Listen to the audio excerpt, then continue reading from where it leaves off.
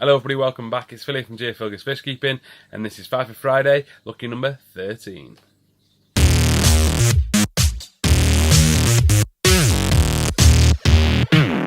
So as you can see, I'm not in the car for this video. Over the next few weeks, it's going to be a slightly different format. I do have some time off work, that's the nature of my regular job.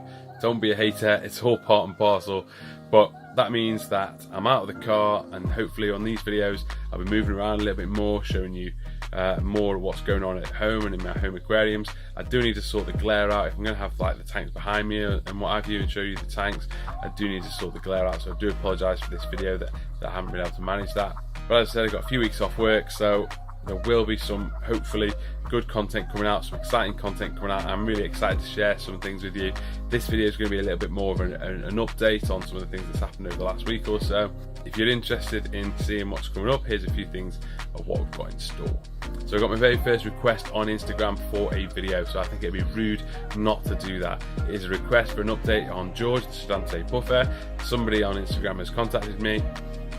They have ordered one through their local fish store, and they want a little bit more detail, a little bit more update on how he's getting on, and certain medications or what have you that I believe are safe to use with that sort of puffer. So that's one video that will be coming up hopefully next week. Also, if you're into your baishas, your bishias, your birches, whatever you call them, I will have a video out over the next few weeks on my baisha collection. Stay tuned for that.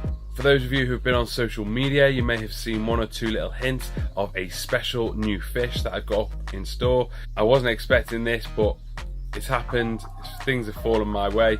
So again, that is something that I'm absolutely buzzing to share with you. Now, across all the social media formats, I do regularly get questions, some of which that is just I can't make a video about. It just wouldn't be substantial enough. I do try and answer them there and then to the people that ask me, but I will be doing a video on a Q&A. So various questions that I've had over the last few weeks or so on various sorts of social media. So you can get me on Facebook, you can get me on Instagram, and obviously you can get me here on YouTube. So any questions, if you've got any that you haven't already asked me or you want me to answer in that Q&A video, make sure you leave it in the comment section below. I will address it in those videos, or that video should I say. And one of my videos has got over 5,000 views. It's my DIY bottle filter video. So that tells me one thing. My DIY video seems to be doing quite well. My DIY video seems to be what people are tuning into. So therefore, I do have a few DIY projects that I will be sharing with you. But as always, they're not going to be a how-to. They're going to be my experience, me doing them first time, and I'm bringing it to you on YouTube. So see how easy it is for somebody who's not that hands-on, not that DIY savvy, and you can see how easy it is and how resourceful it can be. So some of you may know that I did have some green chromides. These are a brackish and a freshwater species, and I had a group of 4 of them. Now, they were in my plans to potentially try and get them to breed, or potentially try and see what success I can have with those, but my plans have kind of changed over the last few weeks. So that fish, although I really like them in terms of they're something a little bit different, you don't see them very often, they're similar to the Severin, but they've got like little sparkly bits on them, and to me they look and resemble some saltwater fish. So I really enjoyed keeping them, but for me it was time to move them on. So I did do a swap for some of those fish.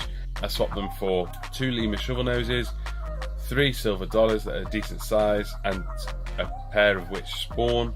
I also got a geophagus, and for me probably the most exciting is clown knifefish. I've not had one of these before. I have regularly wanted to keep one. Now I've got one. Really nice patterns on it, and I'm excited to see it develop and see it grow. They do get absolutely massive though, but this one's about 8 inch or so at the moment, so loads of potential, loads of growing to do. Whilst I was there swapping the fish though, just look at this arowana. He'd picked it up, he tried to offer it at home. It's something, you know, you love it or you hate it. It is a bit freaky. It is quite spectacular in person to see. I was very skeptical. I'd seen it on videos, I'd seen it on Facebook, but to see it in the flesh, it is actually quite unique, very unique. And it's one of those, you're going to love it or you're going to hate it, but check it out.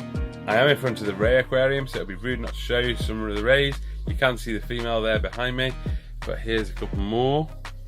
If I move out the way.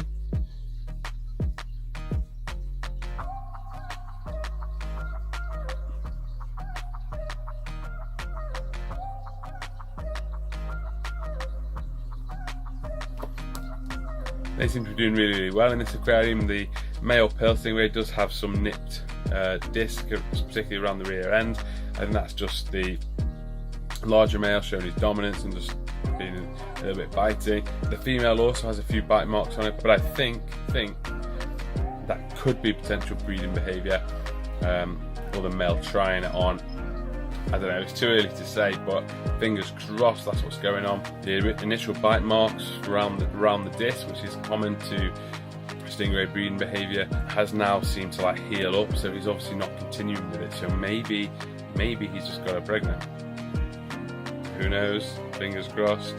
I'll keep you updated with that as well. If you're not a subscriber already, you've just seen loads of things that I'm going to be bringing to you. So if any of those excite you, any of those interest you, make sure you subscribe so you don't miss out. Hit that bell notification button, and if you could give this video a like and a share, I'd absolutely love it. Really, really appreciate all the support that I get, all the comments that I get, all the shares that I get. And my subscribers are growing on nearly a daily basis. So please continue to help me grow. Thank you to everyone that does that on a regular basis, and I look forward to seeing you in my next video next week.